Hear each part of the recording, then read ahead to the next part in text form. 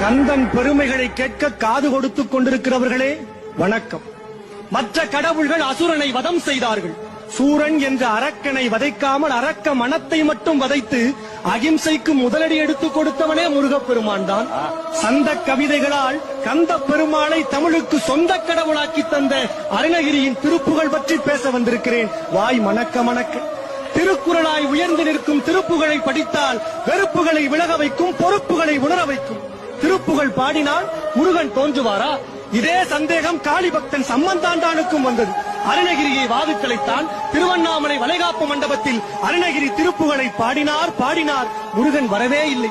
காரணம், குழந்தையாக்கி முருகனை உன் மடியிலேயே வைத்துக்கொள் என காளி பக்தன் சம்பந்தம் காளியோடு போட்ட ஒப்பந்தம்.